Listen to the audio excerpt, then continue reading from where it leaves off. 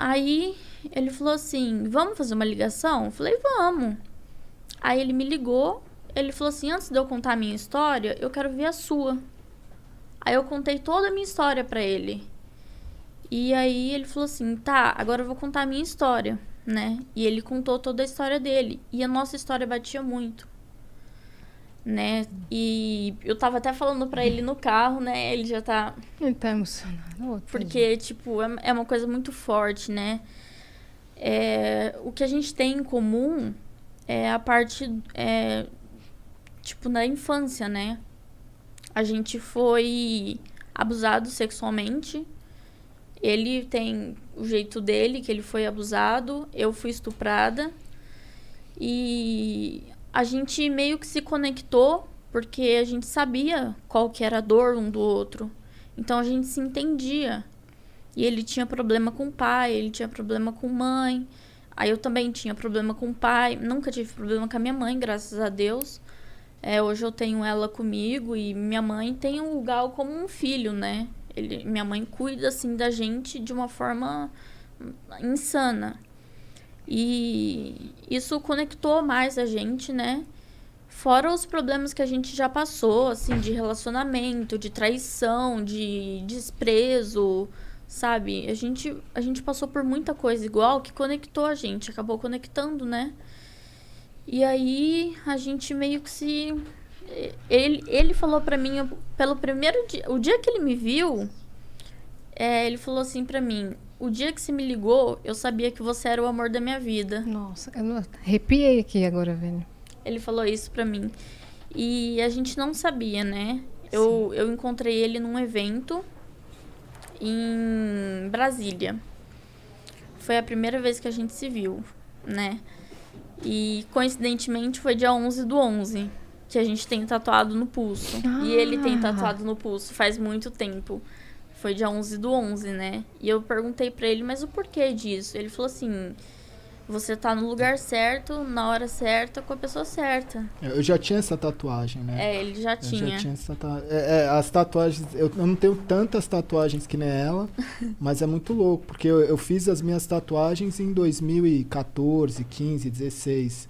E todas elas têm uma história atual, entendeu? Elas se ressignificaram de alguma forma. Por exemplo, depois que a gente se conheceu e tal, ela comentou, nossa, hoje é dia 11/11, igual essa tatuagem. Eu não tinha reparado, não foi nada proposital, né? Eu tenho um 777, que o ano passado, de 2020, eu bati os recordes e deu 7.770.000.000 de minutos assistidos. Deu 7,77 o número. Aí tem a resiliência, tem serendipity, as minhas tatuagens, elas têm conexões que assim, eu não sei explicar, mas... Com o futuro. Que louco isso, tipo, cara. esse resiliência eu fiz pra mim, eu nunca imaginei que seria um negócio, tipo... Na época que eu fiz isso, minha vida tava relativamente muito mais tranquila do que ela foi se tornar no futuro, sabe? Assim, por mais que já tivesse uma história... Então, são coisas que foram vindo assim, eu falei, não, eu preciso tatuar isso. E nunca foi muito... a maioria das tatuagens foram tatuagens que eu fui no estúdio com um amigo meu, que ele ia tatuar, e elas são super simples, porque a pessoa falava, mas você não quer tatuar? Aí eu falava, mano, não sei se eu quero tatuar. Aí eu pensava alguma coisa e falava, mano, vou tatuar isso aqui. Era na hora, assim. E depois que você vinha descobrir o significado. Que louco isso. E aí a gente se viu na BGS de 2019, né? E aí a gente conversou, tudo 2018. mais. 2018? Acho foi que 2018? Não foi? Foi. Vocês começaram a conversar no final de 2018. Ah, foi. Foi, porque passou, É verdade. Foi 2018. Aí aqui? Em São Paulo. Em São Paulo, na A BGS. Isso. Os dois já moravam aqui? Ela morava em Sumaré. Eu morava em Sumaré. Tá. Lá perto de Americana. Aí você vinha pro evento e voltava? Tá. Aí às vezes eu vinha pra São Paulo, ficava na casa dele aqui, a gente ficava junto.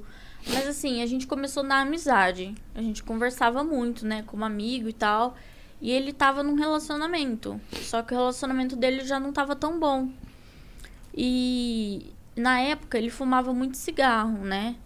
E eu não gostava tanto, tipo, o cheiro me incomodava, assim, eu não... Hoje em dia eu nem ligo mais, nem me importo, mas na época eu já era meio assim, né? Aí ele falava, vamos ali fora e tal, pra eu fumar um cigarro. E ele fumava muito cigarro, mas ele fumava muito cigarro. Um atrás do outro. Cara, fora da live, assim. Eu ficava muito tempo em live. Quando eu não tava em live, era um momento que eu fumava mais, assim. Porque era muita tensão, né? E aí eu falava, cara, isso não faz bem pra ele. Mas de uma certa forma eu conseguia conversar com ele como amigo e falar, meu, isso não te faz bem, sabe? Mas assim, a escolha é sua. Não falei, pô, para de fumar cigarro, sabe? Eu acho que isso não é certo. As pessoas têm que fazer as suas escolhas, né? E aí, a gente saía lá pra fora, conversava. Aí ele falou assim, meu, eu tô com muita vontade de te beijar. Aí eu falei, não rola. Aí ele falou, mas por que não? Aí eu falei, porque eu não gosto de você. Aí ele falou assim, mas você precisa gostar de uma pessoa pra você beijar ela? Eu falei assim, eu não fico com uma pessoa sem gostar, porque pra mim não faz sentido. Eu vou te beijar por quê se eu não gosto de você? Aí ele Dessa falou, forma, né? Então. E ele entendeu, ele me respeitou totalmente. E todo dia a gente se falava por telefone. Quando ele fechava a live, ou antes dele abrir a live, a gente se falava por telefone, né? E o que me impedia de gostar dele era o que as pessoas iam pensar de mim. Tipo assim, o que minha mãe ia pensar de mim? Porque ele era velho. Não. Agora não é mais. Ai, meu pé até doeu. Não, porque ele era mais velho do que você e você ficava pensando nesse julgamento, né? Sim. Na verdade, quando a gente é mais novo, a diferença de idade, ela faz muita diferença. Faz. Né? Quando vai passando o tempo, a pessoa de 40, a pessoa de 32 já não assusta tanto, mas a pessoa de 25 com a de 17, você fala, meu Deus, não, como, né? Então, tinha quanto tempo de diferença, assim? Então, foi um porre, porque ele começou a conversar comigo, ele falou assim, a primeira pergunta que ele fez, você é maior de idade? Aí eu falei, sou. Ele falou assim, eu não acredito. Porque eu tinha muita cara de novinha, e ninguém acreditava. Aí ele falava, eu não acredito, mostra uma identidade sua. RG, né? Aí eu tive que tirar uma foto da minha CNH e mandar pra ele. Aí eu falei, tá aí, sou maior de 18. Aí ele falou, então posso conversar com você de boa. Aí começamos a conversar e tal. E nessa BGS, a gente conversou muito, tipo, sobre a vida, sobre nossos problemas. E batia muito uma coisa com a outra, sabe? Se encaixava. E aí, nas nossas conversas, antes da live dele, depois da live dele, que a gente conversava muito por telefone, ele falava assim pra mim, você se bloqueia de sentir alguma coisa por mim, porque você tem medo do mundo lá fora, das pessoas, como elas vão te julgar, o que elas vão falar. Porque eu tinha 18, ele tinha 30. Você tava com 19, eu tava com 35, né? Então, tipo, era muita diferença de idade. Sim. E eu fiquei pensando, eu falei, mano, o que meus amigos vão falar pra mim? Tipo, o que meus amigos já não gostavam dele. Então, eles já falavam, meu, cai fora, esse gaulês não presta, tipo, o cara usa droga. Aí eu falava, mano, o meu irmão chegou a falar pra mim, esse cara tem cara de drogado. Juro pra você. E, tipo, eu falei, meu, o que a minha mãe vai pensar? O que meu pai vai pensar? O que meus amigos vão pensar, né? E aí, isso me bloqueava muito de sentir alguma coisa por ele. Então, eu fui meio que me abrindo com ele aos poucos, falando, olha, eu não consigo sentir alguma coisa por você por conta desse bloqueio que eu tenho do mundo, né, lá fora.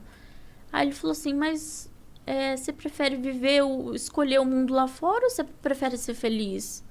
Tipo, dá uma oportunidade, dá uma chance, sabe? Mostra pra você mesmo que você consegue. Você falou a coisa certa. Ele falou pra mim, você merece ser amada.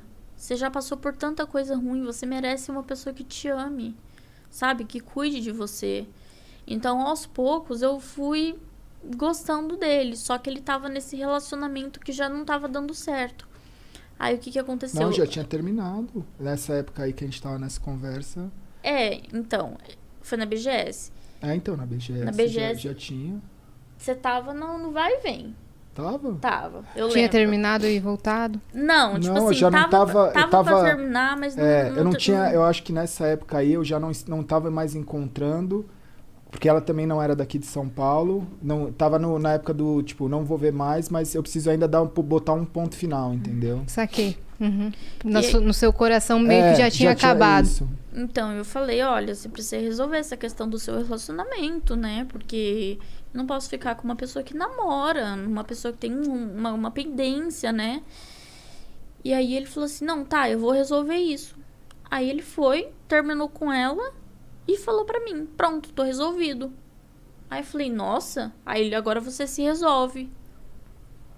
Aí eu pensei, né, e tal... E fui deixando rolar. Conforme o tempo, teve um dia que eu acordei, falei, meu, eu amo esse cara. Aí eu mandei no WhatsApp dele, falei, eu te amo. Aí ele ficou feliz, nossa, ele ficou super feliz. Ele me ligou, falou, não acredito, que não sei o quê. E aí a gente começou a se encontrar mais vezes. Eu ia pra casa dele todo final de semana, no meio da semana, o mês inteiro. E Quando viu, já era. quando vi...